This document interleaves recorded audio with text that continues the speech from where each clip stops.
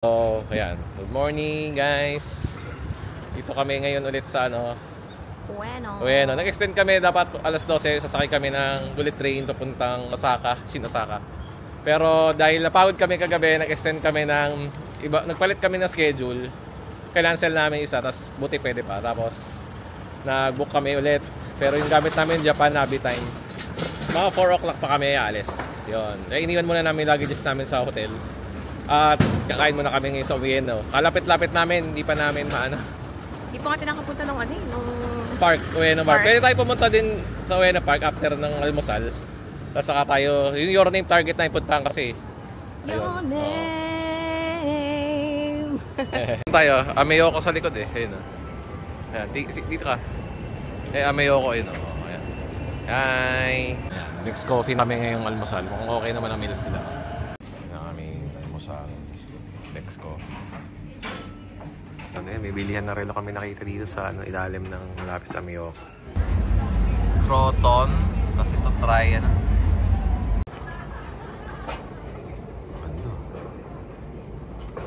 Ayun. Oh, ang ganda! Video to. Okay. Nandito tayo sa Bunkyo Civic Center. Ayan, dito kami. Sige, silip ka. Yan. Kasi dapat punta na kami sa your name na pwesto, pero kasi yung ruta na pinaturo sa amin ni Google ay papunta sa dito. Dito meron daw view na maganda na libre lang. Pupunta kami doon. Ayan, ang sinakyan namin Oedo line. Ayan, baba kami Kasuga, tapos lakad lang. Ayan, dito na kami sa Bunkyo Civic Center, 25th floor pala, hindi 26. Ayan, turo lang to sa IG. Ayan yung Skytree, libre view lang. Yun.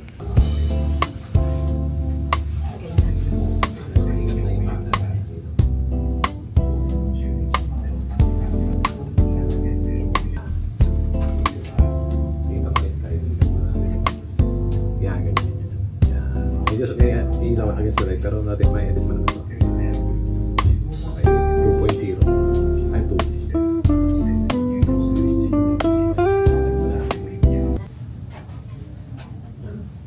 Ito naman yung ibang angle. Yan, diba city? Hindi ko alam kung ano naman nandito, pero yan. Andun yung Shinjuku. Nandun. Yan tayo pupunta mamaya. Yan, Shinjuku. Ayan, yung building na hindi natin ma-describe kung mataas nandoon.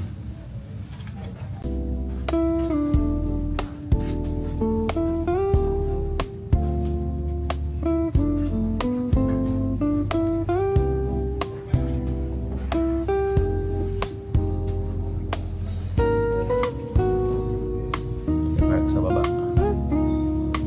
Yung Tokyo Dome nasa tapat. Ayan, Tokyo Dome.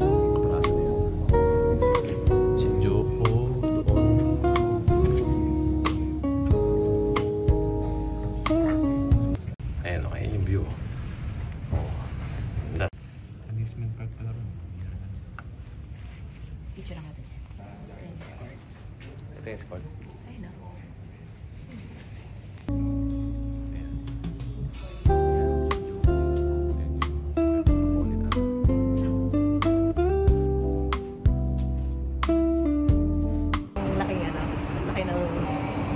Ay no, mataas naman siya. Mataas lang, sobra.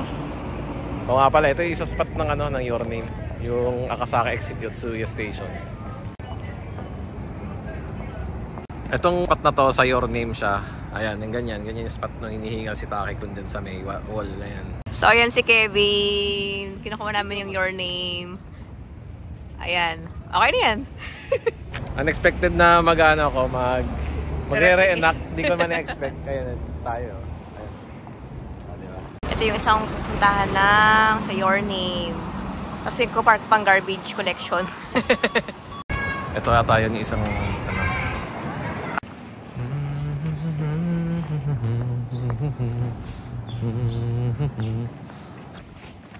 dito yung isa pang spot. Pwesto na ni Wilma yung yung spot. Forward. Ayan. Sige, okay na.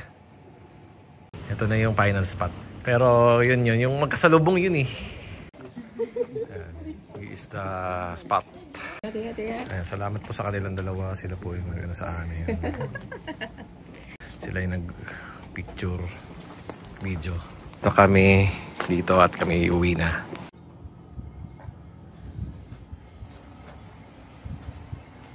Para makapunta kayo sa Your Name, punta kayo dyan sa ano, basta may lalakarin kayo dun sa may highway, tapos may Lawson 100, kakaliwa kayo dun. Pero kami kasi pabalik na, kaya yung direksyon baliktad. Ang taas oh, diba? Ito kami sa sushi home. Ayan, waiting lang sa order bago kami lumipat ng Osaka. Kaya pala 1.5 ano to, yen to. Kanya 1.4 yen. Kasi malaki yung serving.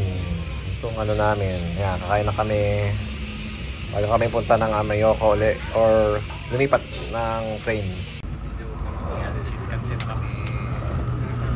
Sakto yung dating namin. Pero pag nan-reserve na, mapapalabang na pala dito. May secret na madali mga tao.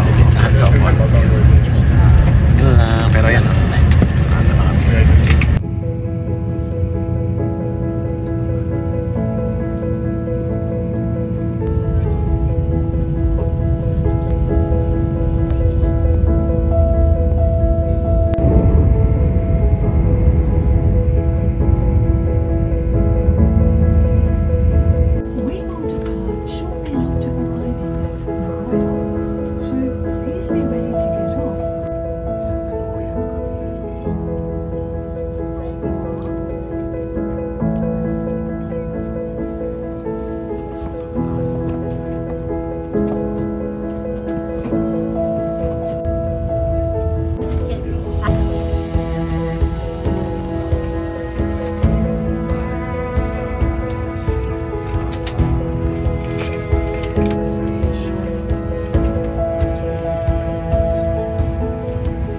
Dito na kami sa Osaka. Ang hotel namin is Namba. Ang sabi sa YouTube na napanood ko, Mito Suji ng sakyan ko. Ayan, subway Mito Suji line pag-exit, central exit. The moment of truth, Suica, pero nasa Osaka kami. Try namin to. Basta may IC gumagana, so gumana yung Suica namin sa sa Osaka na mga lines. Ayan, nasa na kami, Namba na kami. Ito naman ang view namin dito sa building na to, hotel na to. Story time pero parang ending na no. Lumbas kami sa Osaka, 2 degrees lang. Kaya naman namin sa Tokyo. Pero yung hangin, tas may forecast na mag-snow. Aba, nanuot sa triple layer na, nanuot pa rin. Ngayon nagdoble pa ako ng doble pa ako. 4 layers na yung suot ko, tas nakasara na. Tapos pati heat-tech ko 2. Tapos may bonnet na, tapos may hoodie pa. O yan. Subukan natin kung lalamigin pa rin kami. Natin kung lalamigin tayo. Ayan, ito kami. Try namin pumunta sa Dotonbori kahit gantong oras. 9:15, 9:70 na. Kaya tsura namin. Kaya na namin kaysa kanina. Grabe talaga tagos nung lamig. May chance pa mag-snow. So, tingnan natin. Vibrant din dito sa area na to. Pero wala pa kami sa Dotonbori. Dito kami kakaliwa ako din sa aming maps. Di pa. Sa sunod pa pala. Kasama ko. Ayun, sa likod. Kaya pa? Ayan. Mga na kaming parang makakit ng bundok. Sa kami dito sa street na to. Hindi ko alam kung tawag. Wala, ano to? Ano yung building? Ganon lang talaga siya. Galing ah. Butas. Keeps yung nakasulat sa building. Ito na ata yun. Papunta pa lang kami. Marami pa rin tao kahit ganitong oras. Ito siya. Sige ko man, andun, Yan. Yan lang, makapag-picture ka dyan. Sasabi mo na nasa Osaka ka na. Karating ka na. Ayan. Wala, may bumubusina. Akala ko nasa Pilipinas na ako. Hindi ko man sa ibang angle. Ayan, si Shaibashi pala, kasama pala sa Dotonbori. So, yun lang, ang galing. Nakakatabi lang pala sila. Ayan, ito, maraming tao ngayon. Alam mo New Year. Ayun lang, it's just another day sa Osaka. Daming tao. Tingnan nyo dun sa Shinsaibashi Suji na yun, napakaraming tao. Yung kabilang side, tingnan na nila, malalakarin lang namin sa aming hotel to. Parang ano pa, Ferris wheel. So tayo din dito katulad ng sa Shibuya. Kung baga sa Tokyo, ito ang counterpart ng turista dito. Ito yung mga shop alas 10 na nagsasara eh. Sa Tokyo, mas maaga ng konti. Mga 8 Mga or 8 or 9. 9 yun eh. Hindi ba yan? Dahil tao.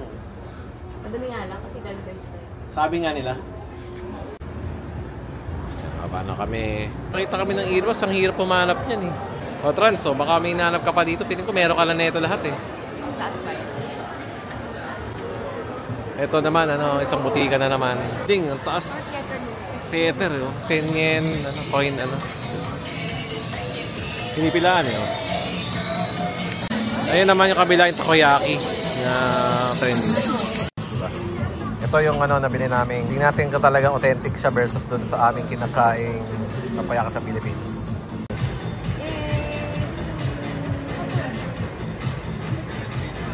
Mainit daw yan, sabi niya yung kuya. Spicy to. Spicy ba yan? Kala ko kasi ma-close, hindi naman isa, parang ordinary. Hindi naman siguro sobrang hanggang, katulad ng kinain ko kanina.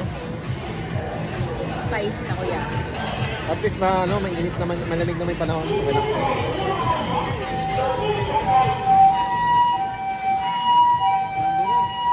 naman masyadong maanghang. Oo, yun nga. Kala ko ma-close, mas malasa. Yung laman, wala nang laman yan eh. Sobrang init na. Paso ako. Busok bibig ko. Hindi pala maanghang, pero mainit. Ulitin ko. Oo. Ano kami sa palambuhay ng pagkain ko ng takoyaki? Nahulog na. Nahulog na tuloy. Sa palambuhay ng pagkakain ko ng takoyaki, akala, di ba usually ang tagal lutuin? Hindi, pag in-order mo sa kanila, meron na agad. Luto na agad eh. Pinakamabilis na serving ng takoyaki na na-experience ko. Pero yung lasa niya, okay naman. Malapit sa lasa natin. Pero, ilang grade? Oo. Grade? Siguro mga 6, 7, ganun. No. Okay naman kasi meron tayong natikman na gusto natin. Siguro, naka-fit na sa panlasa natin. Pero yung dito, yung legit niya, okay naman. Pero yung serving, grabe. Pag order ko, pagbayad ko, nandyan eh. Gano'n kabilis. Ayan, wala naman siya ng tao. Sama ka. Ayan. Oh my God! Kaliwa. Okay, sige.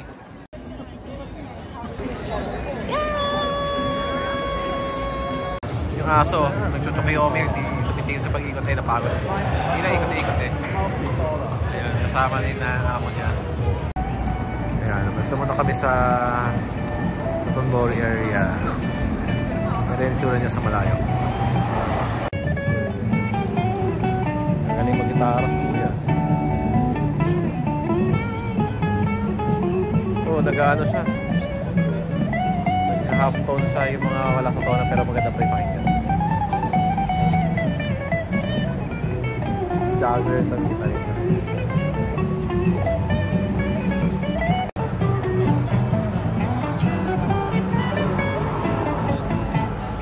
月で2万だったから